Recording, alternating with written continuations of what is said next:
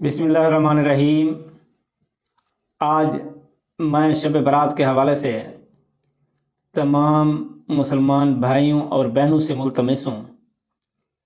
آج میں اپنے بھائیوں کو رزق وسیع کھلے رزق کا ایک وظیفہ بھی بتاؤں گا جو انشاءاللہ آپ کریں گے تو ہمیشہ اپنے دعاؤں میں مجھے یاد رکھیں گے، کیونکہ یہ ایسا وظیفہ ہے کہ جسے کہتے ہیں نا چھپڑ پھاڑ رزق آنا۔ تو یہ ایسا وظیفہ ہے جو کرے گا یقین سے تو انشاءاللہ اس کو اللہ کے کرم و فضل سے اتنا رزق ملے گا کہ اس کی نسلیں بھی خوش ہو جائیں گی، اگر وہ اس کی نسلیں ہی موجیں کریں گی۔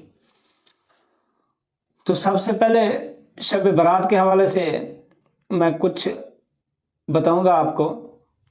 یہ ویڈیو سکپ نہیں کرنی ہے، آپ نے پوری دیکھنی ہے، اور کافی بھائی 1 منٹ 2 منٹ دیکھ کے دین کی بات تو ویسے ہی اکثر لوگ جان چھڑاتے ہیں کہ بس یہ ہمیں سننی نہ پڑے۔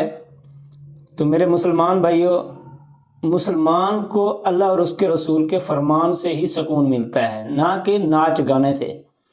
ناچ گانے تو پھر بڑے خوشی سے اور پوری قسطیں دیکھتے ہیں اور پورے 3 گھنٹے کے فلمیں موویاں دیکھتے ہیں، تو دین کی بات 5 منٹ سننی پڑے تو اکثر بندے تنگ آ جاتے ہیں کہ پتہ نہیں ہم کون سے قید خانے میں پھنس گئے ہیں۔ تو خدا را پوری بات سننا۔ اور سب سے پہلے شب برات، شب معنی شب کا مطلب ہے رات، برات مطلب بری ہونا، برات کا مطلب ہے گناہوں سے بری ہونا۔ یہ ایسی رات ہے کہ ہم اپنے گناہوں سے توبہ کریں، اپنے گناہوں سے اپنے آپ کو برات دیں۔ یہ اعمال نامہ اللہ کے حضور پیش ہوتا ہے تو دوبارہ نئے سرے سے نظام شروع ہو جاتا ہے۔ تو کوشش کریں کہ رو کے جس طرح گڑ گڑا کے رب سے معافی مانگیں، توبہ کریں، تو اپنے گناہوں کی بخشش کروائیں۔ تو خدا را یہ بہت قسمت والے بندوں کو رات ملتی ہے۔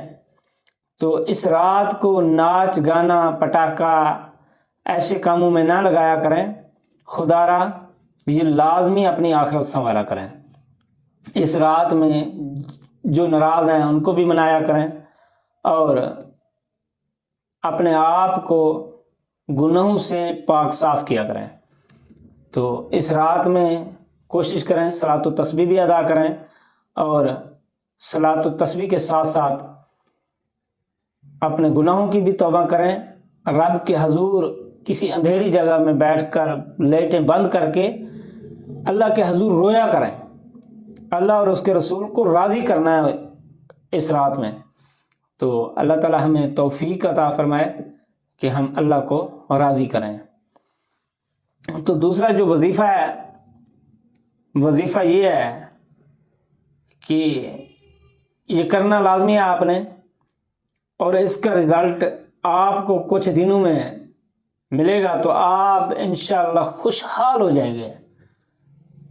آپ دعائیں دیں گے کہ کسی نے ہمیں یہ وظیفہ بتایا ہے۔ تو وظیفہ یہ ہے کہ 11 چاول کے دانے ہوں، اس پہ پہلے 11 دفعہ آپ درود و سلام پڑھ لیں۔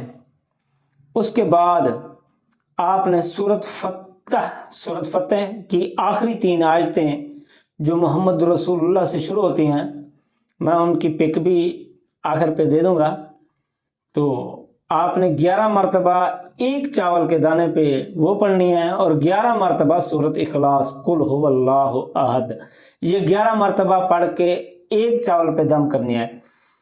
3 آخری آیتیں سورۃ فتح کی وہ 11 مرتبہ پڑھ کے دم کرنی ہے ایک چاول کے دانے پہ، اور سورۃ اخلاص 11 مرتبہ پڑھ کے وہ دم کرنا ہے۔